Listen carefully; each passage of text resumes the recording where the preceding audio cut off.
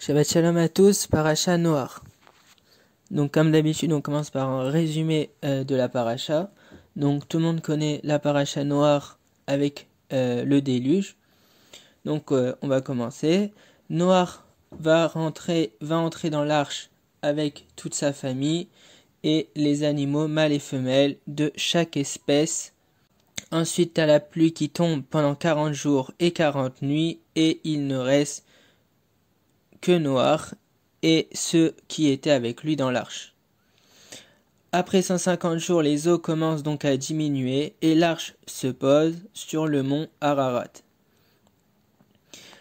Le 10e mois apparaissent les sommets des montagnes. 40 jours après, Noach va ouvrir la fenêtre et va envoyer un corbeau, puis une colombe. Et à son deuxième envol, la colombe revient avec la feuille d'olivier. Et la troisième fois, elle ne revient pas. Noach va alors écarter le plafond de l'arche, et voici que la surface du sol était asséchée. Dieu lui ordonne alors de quitter l'arche, d'en faire sortir les animaux, et de repeupler la terre. Noach va construire un autel et va y offrir des sacrifices. Dieu va bénir Noach et ses fils et les avertir du caractère sacré de la vie. Le meurtre est interdit ainsi que la consommation de la chair d'un animal encore vivant. Il établit alors une alliance avec l'humanité et tout le monde connaît son signe, l'arc-en-ciel. Noach va alors planter une vigne et va malheureusement s'enivrer. Deux de ses fils, Shem et Japhet, sont bénis pour avoir recouvert la nudité de leur père dans sa tente, tandis que le troisième, Ham, est maudit pour avoir vu et avoir raconté la déchéance de son père. On a ensuite les descendants de Noach qui vont former un seul peuple et une langue commune pendant 10 générations. Puis vient la fameuse histoire que encore une fois tout le monde connaît, la tour de Babel.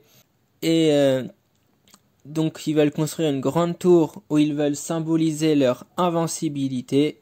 Dieu va alors confondre leur langage et ils abandonnent alors leur projet et se dispersent à la surface de la terre, se séparant en 70 nations. On va maintenant donc s'intéresser au passage suivant, Passouk 20. Je lis donc: Noach, homme de la terre, se rabaissa et planta un vignoble. Il but du vin et s'enivra, et il se découvrit à l'intérieur de sa tente. Ham, père de Canaan, vit la nudité de son père et l'annonça à ses deux frères en dehors.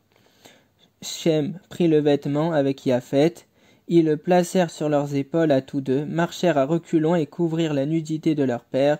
Leur visage était détourné et ils ne virent point la nudité de leur père. Noach se réveilla de son vin et il sut que lui avait fait son fils, le petit. Il dit: maudit soit Canaan, il sera l'esclave des esclaves pour ses frères.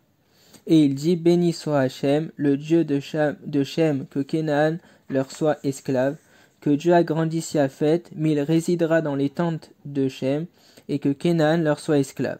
La Torah n'en parle ici en fait que pudiquement, mais en termes voilés, on parle d'une relation incestueuse avec leur père. Et donc comme on l'a dit, Noach, lorsqu'il se réveille, va maudire Canaan et il va bénir ses deux autres fils qui lui ont témoigné du respect. On va essayer de réfléchir sur cela. Les trois fils de Noé représentent trois dimensions de l'humain. Shem représente la spiritualité et la moralité, Japhet l'esthétique et la science, Canaan les désirs et les passions. La dimension soit la dimension strictement terrestre. Tous les trois ensemble forment l'humain et ils sont tous les trois nécessaires. Mais il faut, dit Noach, que l'énergie de Canaan soit mise au service de ses frères. Japhet, quant à lui, est à mi-chemin entre Shem et Canaan. Lorsqu'il séjourne dans les tentes de Shem, sa science bénéficie à toute l'humanité. Alors, il faut qu'elle se développe. Mais sinon, elle risque d'être nocive et destructrice. On voit ici que ces trois dimensions cohabitent en chaque homme. Il faut qu'esthétique s'harmonise avec morale et que passion soit jugulée pour être dirigée vers le bien.